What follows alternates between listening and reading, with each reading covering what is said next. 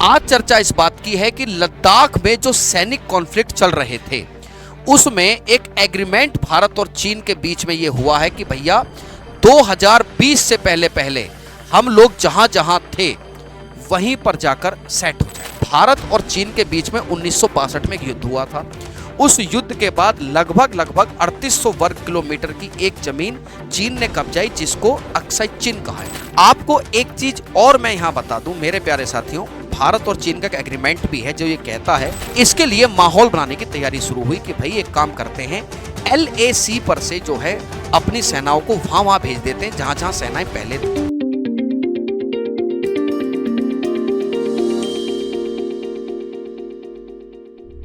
RG ज्ञान सबसे सटीक। नमस्कार, जय हिंद साथियों, स्वागत है आप सभी लोगों का आरजी ज्ञान पर। मैं सुशांत कुमार हाजिर हूं एक नई जानकारी के साथ।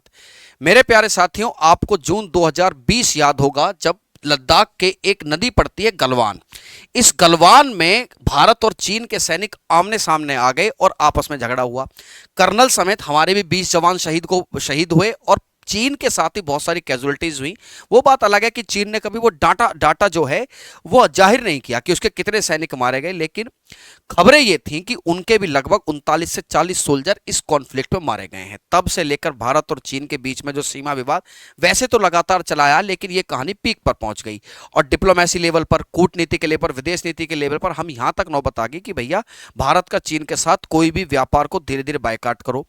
और अभी कुछ महीने पहले जब भारत के विदेश मंत्री एस जयशंकर साहब से पूछा गया कि भारत और चीन के बीच में क्या स्थिति है, तो उन्होंने कहा कि भारत और चीन के बीच में तब तक बात कोई नेक्स्ट लेवल पे जब तक नहीं पहुंच सकती जब तक कि सीमा विवाद ना सुलझ जाए।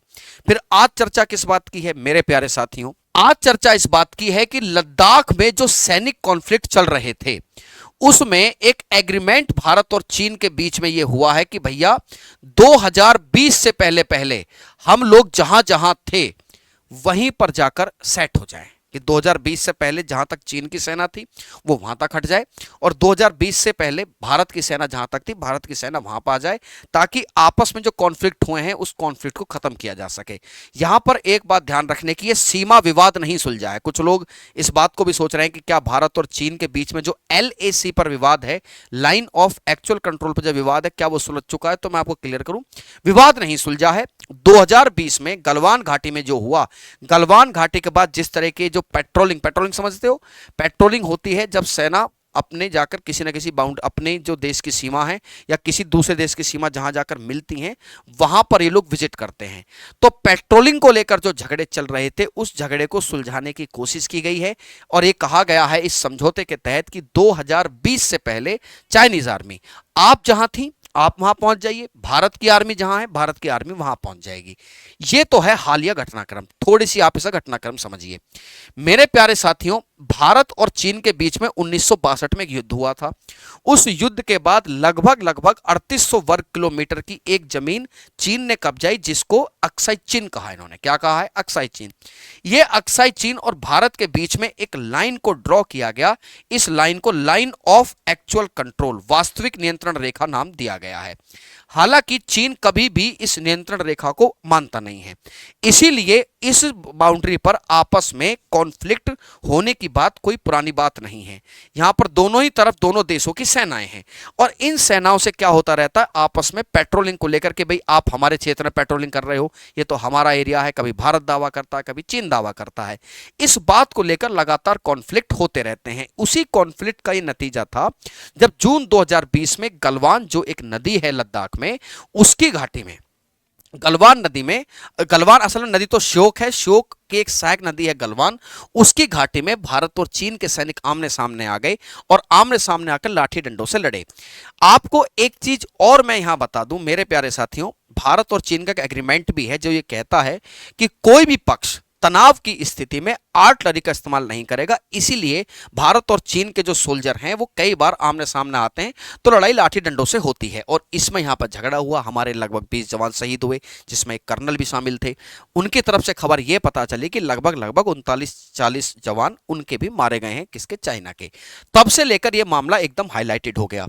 मेरे सामने नक्शे में आप देख सकते हो, ये LAC है और LAC पर मौजूद ये वो डिस्प्यूटेड इलाके हैं। जैसे एक इलाका दौलत बेग ओल्डी है, गलवान है, हॉट स्प्रिंग है, देपसांग है, पेंगोंग है, डेमचौक है।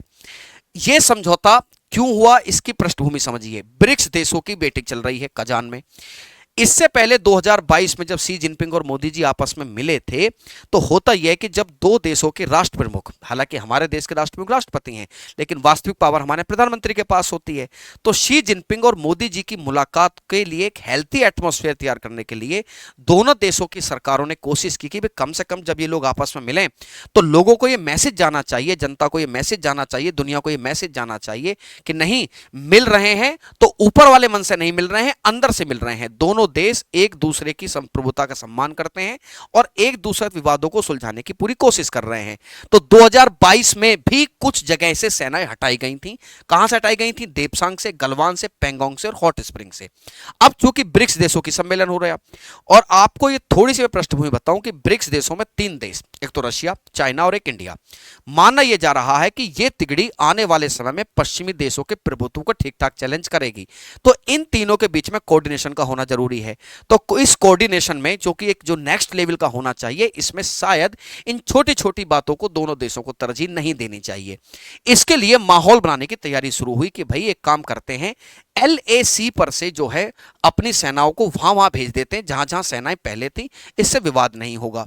इस बात की थोड़ी बहुत जानकारी मिलनी शुरू हो गई थी जब जेनेवा में एस जयशंकर साहब थे, जब उन्होंने कहा था कि भारत और चीन के बीच में जो LAC को लेकर विवाद है वो लगभग 75% सुलझ चुका है। मतलब ब्रिक्स देशों की बैठक, शी जिनपिंग और मोदी जी की मुलाकात, उस मुलाकात को एक पॉजिटिव और हेल्थी एटमॉस्फेयर में लाने के लिए LAC पर धीरे विवाद सुलझाने की कोशिश बहुत दिन पहले से शुरू हो गई थी। इसी को कूटनीति भी कहते हैं, यही विदेश नीति का पर्याय भी है। लेकिन बाद में उन्होंने इस बात को क्लियर किया कि एक चीज याद रखिए, मैं जो कह रहा हूं मेरे शब्दों के कुछ मायने हैं। क्या मायने हैं? कि मैं ये बता रहा हूं कि जो LAC पर विवाद नहीं सुलझा है, LAC पर जो आर्मियों के कॉन्फ्लिक्ट को लेकर विवाद चल रहा था, उस कॉन्फ्लिक्ट को हम सुलझा रहे हैं।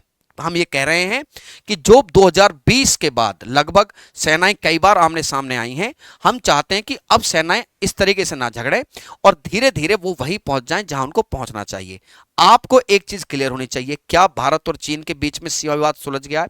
तो इसका उत्तर है कि नहीं सुलझा है। भारत विवाद नहीं सुलझा है, बस 2020 से पूर्व की स्थिति को कायम करने की कोशिश की गई है। इसी स्थिति में पहले कोशिश 2022 में हुई, 2022 में इन जगह से सेना हटी।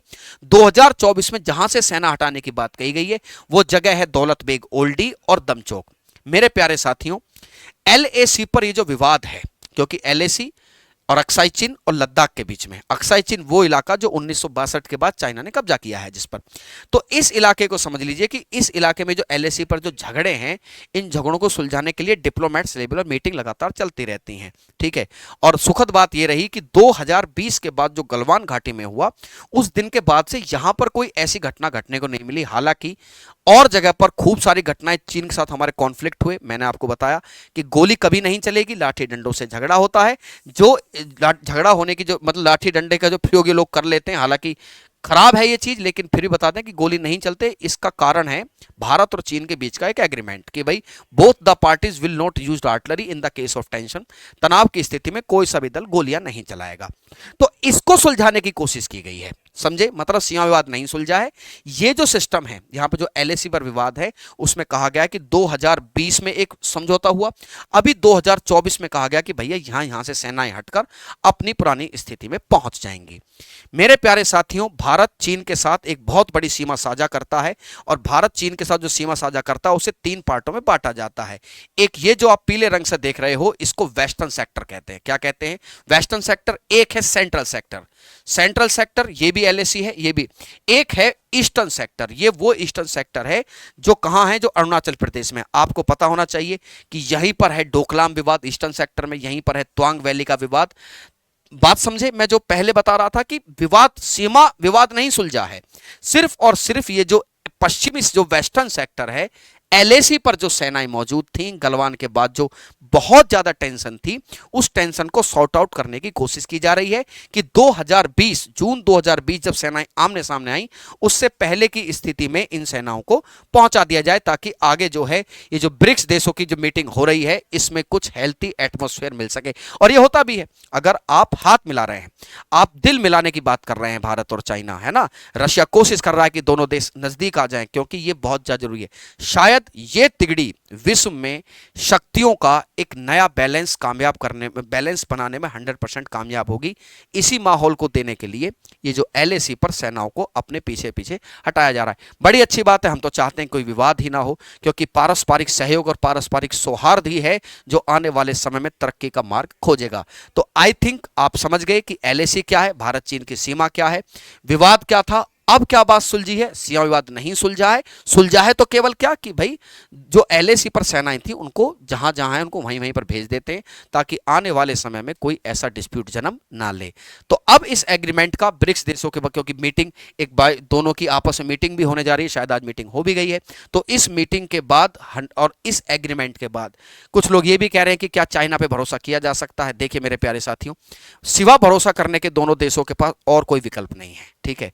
तो उम्मीद करते हैं कि यह समझौता आने वाले समय में शांति का मार्ग प्रशस्त करेगा, जिससे दोनों ही देश अपनी संप्रभुता की रक्षा करेंगे और साथ के साथ विकास के मार्ग पर अग्रसर होंगे। ऐसी हमारी कामना भी है और ऐसी हमारी इच्छा भी है।